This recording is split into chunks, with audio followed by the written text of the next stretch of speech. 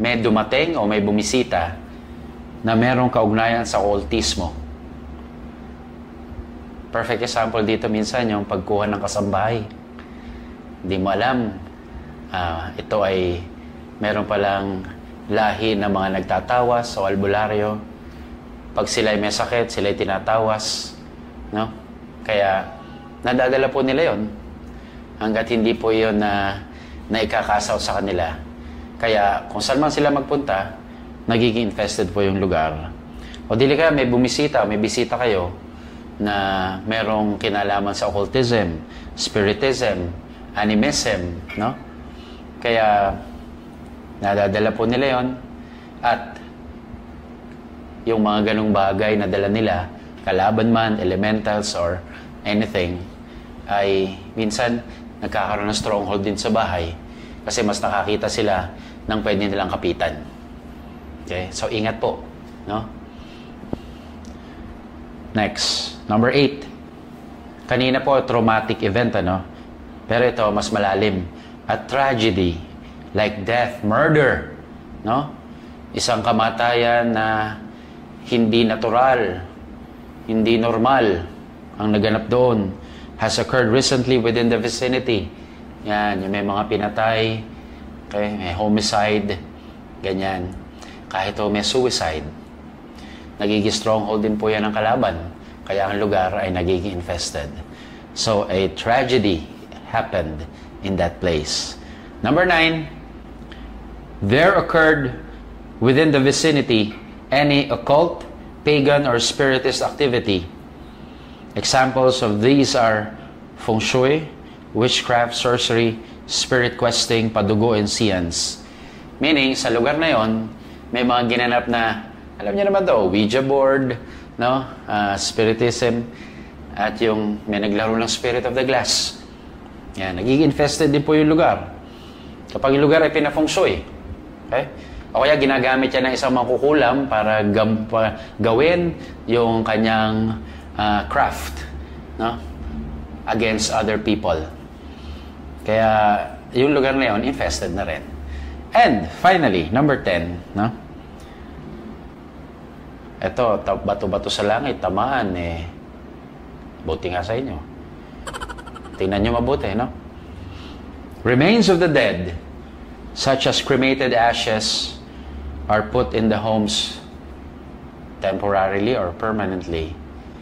Ano nyo po, minsan po, meron akong nakausap na meron po sila mga tinatawag na green bones, na kapag kinremate daw yung mahal sa buhay, minsan may mga green bones na makukuha. At swerte raw pag tinago yun ng pamilya. Huwag ko kayo maniniwala ron. Nagiging dahilan din po ito ng pag-anyaya ng masasamang spirito. No?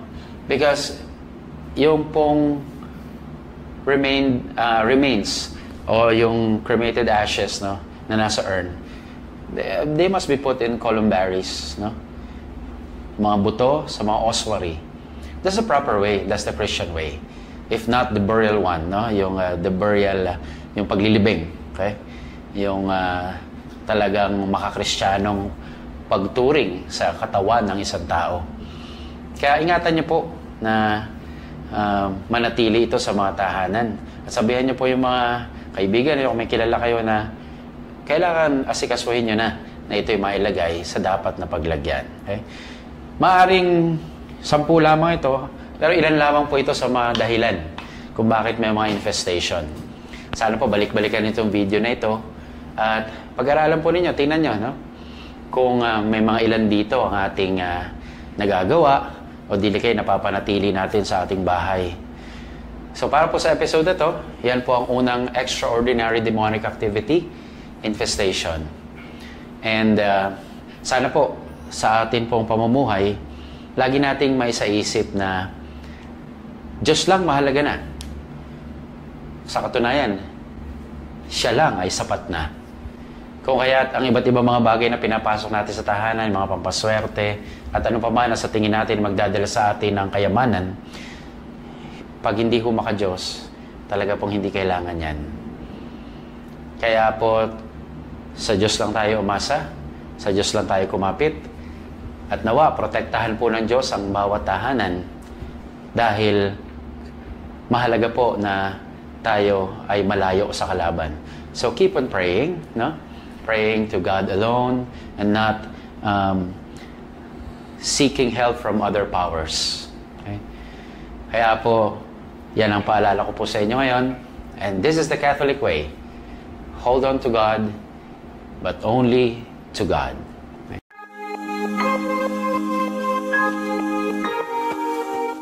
Due to insistent public demand, and may mga nagtatanong, okay, infested, Father.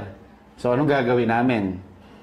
Kaya, itong episode na ito ay para turuan na rin kayo at ano yung mga pwede nyong gamitin para sa inyong mga tahanan.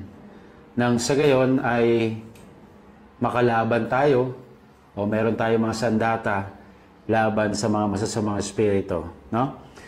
Kaya, sabihin na namin sa inyo kung ano yung mga kailangan o kung ano yung magandang nasa bahay ninyo para na sa gayon makalaban kayo sa masamang espiritu, sa demonyo.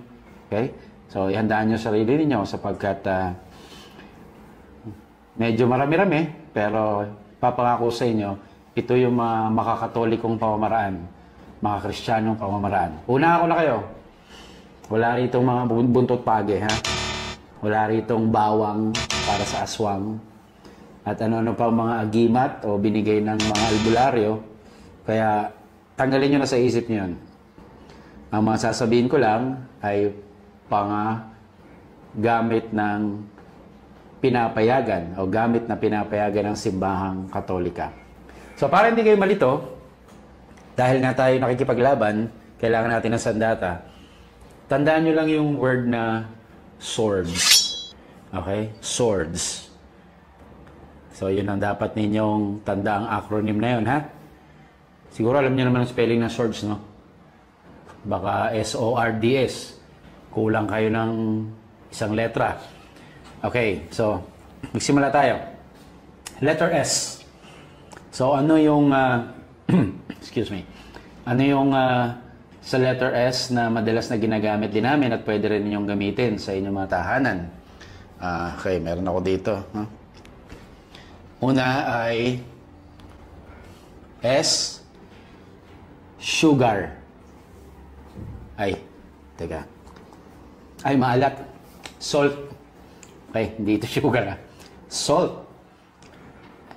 Pero hindi ito ordinaryong salt. Hindi na siya magiging ordinaryong salt at magiging sacramental na siya kapag siya ay in-exercise at binless. By the way, mahalaga na yung mga gagamitin ay yung mga nabasbasan. Preferably in-exercise muna bago binasbasan. Kaya simulan natin, no, sa S, salt. Kadalasan ito ay ini-sprinkle sa mga corners ng bahay ninyo. Okay, konti-konti lang. Sa mga ilalim ng bedroom. Ilalim ng bed pala. Ilalim ng bedroom. Baka ilalim ng bedroom, sala yun. Okay? Pero ilalim ng bed, no, pwede nyong ilagay. And usually, nakita ko rin na effective na kapag naman binabangungot ang tao, kukurot lang ng mga 3 kilo. Tapos kainin mo. What? Paggising mo, may sakit ka na. No, pero konti lang. Yung totoo, konti lang. A pinch of salt and then kainin mo bago ka matulog. Tapos meron kang prayer na sasabihin para hindi ka bangungutin or you will not experience any nightmare. Okay? So yun, just sprinkle around the salt. Tapos mamaya yung mga prayers ay ilalagay natin sa through QR code. Okay? So S is salt. Hindi kailangan ng pepper. Okay? Kasi iba na yun. Iba na gagawin mo nun pag may pepper pa. Okay? Next. W. Okay. W. Wala. Hindi. Water. Okay? So, exercise blessed water. Dito, nakalagay na to sa container, no? Dito po kami, kasi sa parish, meron kaming bine-bless na water. Nilalagay namin sa isang banga. Para kung may gustong humingi, pwede naman.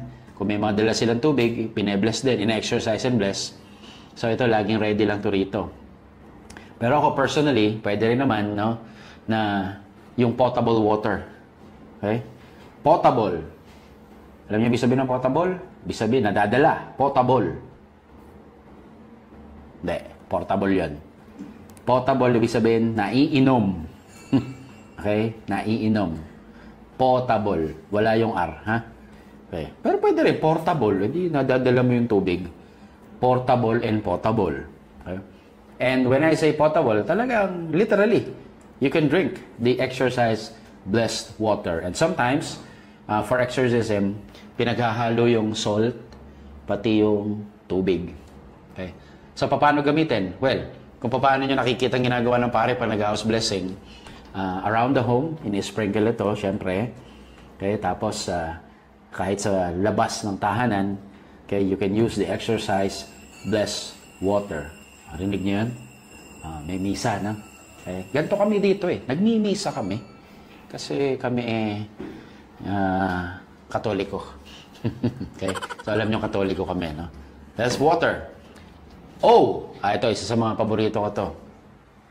And olive oil, or shall we say, extra virgin olive oil. EVU. Okay? So, hindi nyo ito makikita kung saan, ano? Goya Organics. Kaya, Goya. Baka naman.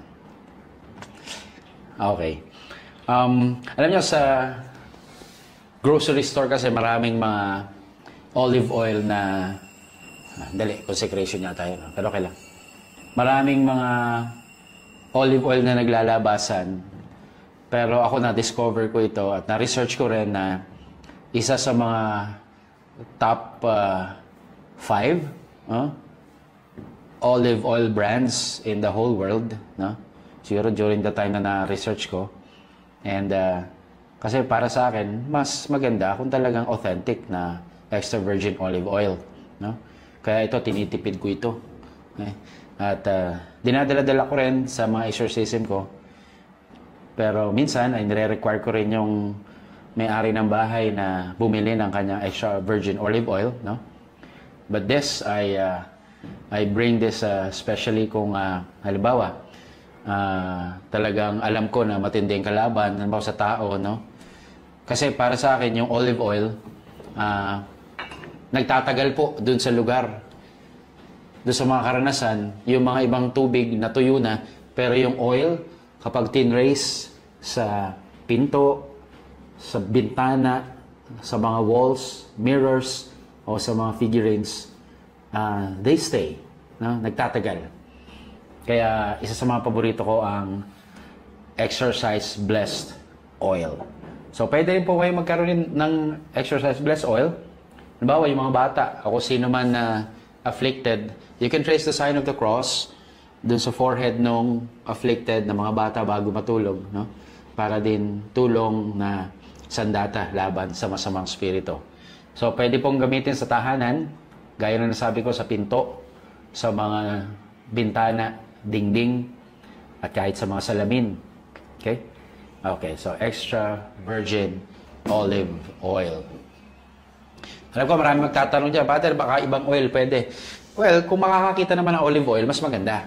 Pero kung wala talaga, then, pwede naman yung ibang klase ng oil. Okay? Pero, we highly recommend extra virgin olive oil kasi yung mga chrism oil na ginagamit sa binyag, sa ordination, sa kumpil, olive oil yon. Tapos yung oil for the sick, olive oil din yan, no? So, ibig sabihin, ito na talaga ginagamit ng simbahan. Okay. So, nasa na tayo? Letter R. Tama ba? Pang-apat, ano? Letter R. Siguro sasabihin nyo, rosary. Well, mamaya pa yun. Pwede, no? But, as an exorcist, I find it very effective na gumamit ng letter R, relics. Okay, relics. Pero relics ng saints, ha?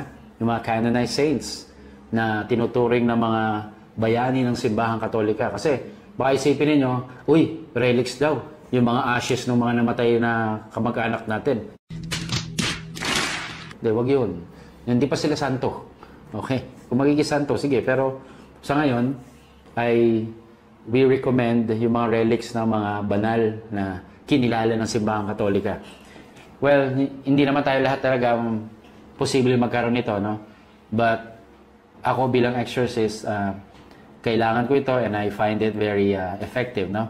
So, I have here a relic of the rock from the cave where Saint Michael the Archangel appeared during the 5th century. So, isang rock ito doon sa cave sa ilalim. Okay? Monte Gargano. Okay, sa Italia. Sa Italia. Monte Gargano.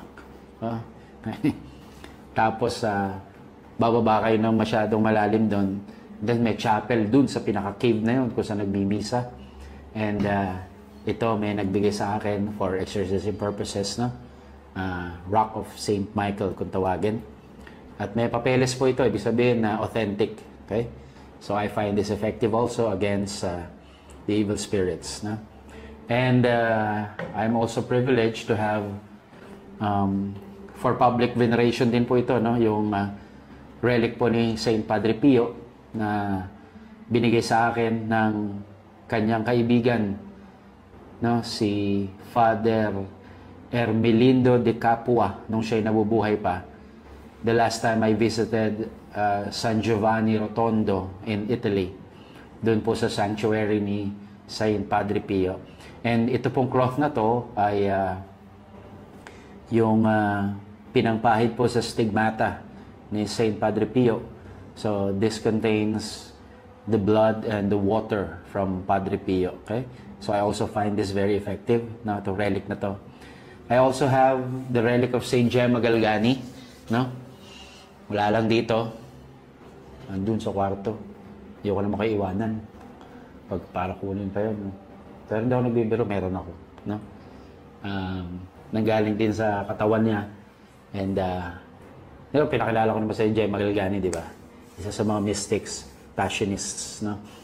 So, yun po yung mga ginagamit ko against evil spirits during exorcism sessions. Okay? So, relics. Now, D. Devotional images. Ayan. Tingnan nyo na lang, no? Devotional images. Pag sinabi mong devotional images, ito yung mga bagay na nagagalit ang mga ibang relihiyon sa atin, eh. No? Kasi may mga imahin daw tayo, may mga ribulto. Pero, siyempre, para sa atin po, dahil nagkatawang tao ang Diyos sa katauhan ni Kristo, ay ang Diyos ay nasimulang makita, mahawakan, no? Naakbayan nila. Kaya doon po nanggaling yung ating debosyon sa mga imahen. Because God, or the Word, was made flesh. Okay? Kaya po meron tayong mga representations ng ating mga pinararangalan sa langit. So, ano yung mga devotional images na dapat meron kayo sa bahay nyo? Para po mas protektado rin. So, i-check nyo po yung bahay ninyo, no? Una, siguro yung mga images ng mga santo. Kita nyo ito nasa kanan ko. Huh? Saint Joseph, the terror of demons. Okay? Yan. Saint Joseph, terror of demons. Kumbaga, kala mo lang yung lili na yun, ano? Si simple-simple, panuhog pala yun ng lalamunan ng Diablo. Okay? Saint Joseph, terror of demons. Some of you siguro, yung mga, Padre Pio. Yan. Image ni Padre Pio. O dili kaya, mga image ng mga santo na paborito ninyo at mga patron ninyo, Saint Therese of Lisieux. Kaya yung titulo ng parokya ninyo, hindi ho yung titulo. Hindi ho yung tinutukoy yung titulo. Yung title, titular po ng parish nyo. Baka sabihin nyo, naku, Father, pahiram nga ng titulo ng lupa. Hindi yun, hindi yun. Yung santo na patron ng inyong parokya, no? Magkaroon kayo ng mga imahen sa tahanan ninyo para po yung infestation maiwasan din. So, aside from the images of saints, you can also have images of angels. Diba, no? O yan. Okay? Saint Michael at, teka ha, tatlo lang ang ating kinikilala. Ulit ha, Michael, Gabriel, Raphael. Michael, Gabriel, Raphael. Dati may nagtanong, Father, bakit iba yung nakalagay sa screen? Michael, Gabriel, Raphael. Ang sinasabi mo, Miguel, Raphael, at Gabriel. Ay, pareho din na yun. O yun, masyado kang ano yun. Masyado namang stricto. No? Okay? So, yun lang po ang kinikilala. So, aside from images of saints, images of angels. And then, syempre, huwag mawawala ang imahin o larawan ng Birheng Maria. Okay? Marami namang mga Marian titles eh. Dito sa kanan ko, my favorite, Our Lady of Guadalupe. No? At tingnan nyo yung mga ibang imahin pa ni Maria. Okay? Yan. Kirk. Ha? Kirk. Okay. Guadalupe. Fatima. Lourdes. Yan. Ano pa ba? Marami kayong mga alam dyan. Perpetual Help. No? Immaculate Heart of Mary. Basta kahit anong Marian image, Marian picture, ay siguraduhin lang na si Maria yon. Okay? Ano pa? Of course, finally, the image of, a devotional image of our Lord Jesus Christ. Okay? So marami rin mga paborito tayo mga imahe ni Kristo. Nandyan yung Christ the King. Nandyan yung Divine Mercy. Sacred Heart. And one of my favorites, Santo Niño. Ayan. Okay? Santo Niño. Ako ang Santo Niño. Ayan. Nasa ngiban yata ako Ulit nga. So, yung Santo. So, images ng Panginoong Jesus. Tika. May sanib ako. Pero hindi ko sumasanib ang Diyos, ha? Nagbibiro lang ako. Okay? Kasi yung kwento yun eh. Ako ang Santo Niño, pahingi ng kinde. Sabi, bakit kinde? Kasi Santo Niño di Cebu. Pastilan. So weird. Naiba na yung accent niya. Okay, di ba? Okay? At ingatan po yung mga Santo Niño. Bakit? Kasi may mga nanlilin lang dyan, may mga imahe na Santo Niño na may mga pampaswerte. Yung ba may mga pera sa paanan, wag nung bibilin yung mga ganun, ha? Ano mang imahe na may mga pamahiin, ay hindi rin po pwede. Okay? So that's the letter D, devotional images. And finally, sacred objects. Yan. Sacred objects. So, pwede kayo magkaroon ng ganito rin sa tahanan nyo sana. No? Sana po nahahalataan ninyo na nililinis natin yung bahay nyo. Ha? Kaya kung hindi ko man banggitin yung mga nandyan pa sa inyo, sabihin, baka hindi ko kailangan talaga yun, lalo ng mga pinaniniwalaan yung mga elepanteng nakatingala, bagwa. Ewan ko, basta may mga nakasabit-sabit sa mga kisame dyan na, ay, Father, pag tumunog yan, pera, papasok. Alain mo. Tsaka yung mga pusang kumakaway, palakang may kagat na coin, tanggalin yan. Meron pa yung mga arwana, no? Arwana ba yun? Yung malaki isda na ganyan. Tapos, yung mga ibang mga animals na, year of the ganyan. Year of the ganyan. Okay? So, hindi ko ho binabanggit yun. Kababanggit ko nga lang, eh. No? Pero ibig sabihin, hindi ko nire-recommenda. Okay. So, sacred objects. So, ano yun na ginagamit namin sa exorcism? Una, you can have exorcise-blessed candles. Candle. Okay? At alam niyo po, kapag in-exorcise at binilis yung candle, kahit po hindi sindihan, sa dasal po kasi, kahit kung saan ito nakalagay, ay napoprotektahan po yung kwarto and even the whole house. Okay? So, exorcise-blessed candles. Ano pa? I also have here exorcise-blessed yung para po sa incense. Incenso. Okay. Saan magaling ito? Rome. Romblon. Hindi. Jerusalem mo ito. Galing sa Jerusalem. Okay? So, exorcise-blessed din ho ito. Kaya ginagamit ko rin po, lalo na kung matindi yung manifestations, no? So, you can also have exorcise-blessed incense. Lalagay nyo lang sa uling po. Tapos, yun na. Okay? Ano pa meron tayo dito as sacred objects? Okay. Of course, the Holy Rosary. Okay? Nagtanong sa akin, Father, pwede bang ikwintas yung rosary? Well, kung gusto mo ikwintas, di magdasal ka ng gumaganon. Okay? Pero hindi talaga yung kinukwintas. Okay? Mas maganda, lagay mo sa bulsa mo, o kung meron ka lalagyan nito, tapos dasalin mo. At binabalaan ko kayo, hindi ito mga anting-anting, no? Nang gagawin mo, rosary, matakot ka. Hindi po ganon. Okay? mas effective po laban sa masamang spirito yung pagdarasal nito. No? It is blessed, yes. In itself, it has a blessing and a grace. But the praying of it, okay, is much more effective against the evil one. Meron din ako ditong scapular. So, sa mga nag-wear sa inyo ng scapular, okay yan. Okay? Huwag nyong tatanggalin as much as possible para masakal kayo. Hindi naman. Para maprotektahan din kayo. But make sure it is blessed, no? Scapular. Okay? Benedictine medals and Benedictine crosses. Okay? Okay, I am wearing one. At kung meron kayong sinusuot na plain Benedictine medal lang, okay lang din yan. Maganda yan. Okay? Meron po akong kaibigan, shoutout kay Ronnie Season, na meron siyang Benedictine medal na ang kabila ay Saint Anthony of Padua.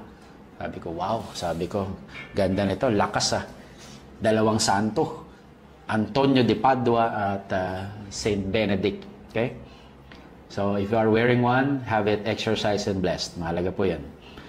What else? Sacred objects. Of course, the Holy Scriptures.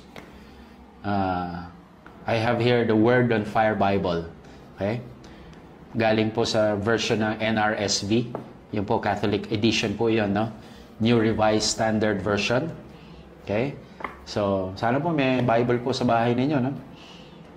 Tingnan nyo kung may Bible kayo. At kung malikabok, punasan nyo. Ibig sabihin, hindi ho nagagamit. Bigyan ko kayo ng magandang kasabihan sa Bible, ha? Sabi ng professor ko, ang Bibliang sira-sira ay tanda ng buhay na kaaya-aya. Ibig sabihin, kaya sira-sira, ginagamit. Okay? So, your Bible, the Word of God, okay, ay matbisang pananggalang laban sa masamang spirito. Okay? They exercised blessed bell. Yan. Okay? Bell. Shout out kay Father Nante Tolentino kasi sa kanya galing ito. Tinanong niya ako, Father, anong gusto mong pasalubong galing sa Mexico, sa Guadalupe? Well, anything from Guadalupe. At napaka-providential naman. Palad ko sapagkat ang nakuha niya isang bell na may image ni Our Lady of Guadalupe and the crucified Jesus po dito, no? So I use this for exorcism kasi takot din ng diablo sa tunog ng bell, lalo na kung ito ay exercise blessed. At kapag bagong taon, imbis na paputok ang gamitin, ito po ang pinapatunog ko. Exercised blessed bell. Okay?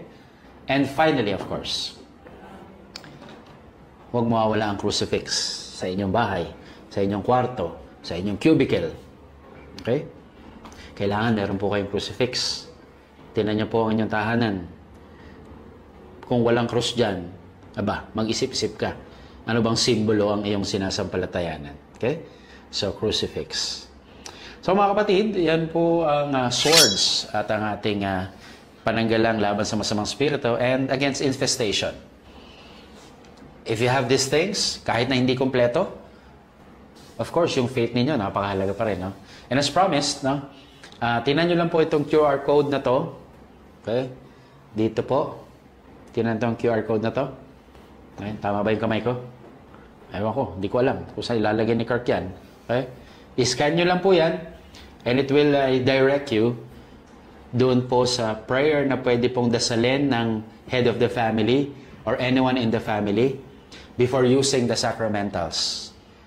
At narito rin po yung inyong mga dadasalin, cleansing prayer, no? Protection prayer, and of course, Saint Michael prayer para po pagsasagawa ninyo ng inyong deliverance session. So, sana po ay kahit pa paano ay may natutunan po tayo ngayon at naging tulong po kami para kayo po ay may adya sa anumang infestation. No? Pero, lagi niyo pong tatandaan, kaya po ng sinabi ko, bakit po may infestation? Panlilin lang din po ang infestation, no? Ulitin ko lang. Bakit? Kasi, ginagawa ng diablo, mag-focus tayo doon sa mga naroon sa bahay. Pero ang totoo, ang problema pala ay nasa ating mga tao. So we have to search into our hearts and look deep within. Baka hindi naman yung bahay ang problema. Baka yung tao mismo dahil ang naninirahan ay makasalanan. And look at the state of your soul. If you're not in the state of grace, and then, nandun ang problema. No? Kumbaga, dinadivert lang tayo ng Diablo na, mag-focus ka sa bahay. Para isipin mo, ito ang problema, wala sa iyo ang problema. But the truth is, nasa tao pala ang problema at sa kanyang kaluluwa. So, ang papalin lang. Nanloloko ang Diablo. No? Pero pag ginawa niyo po ito, kailangan ng puhunan natin ay tapang. Huwag matakot. Dapat ang Diablo ang matakot sa atin. Okay?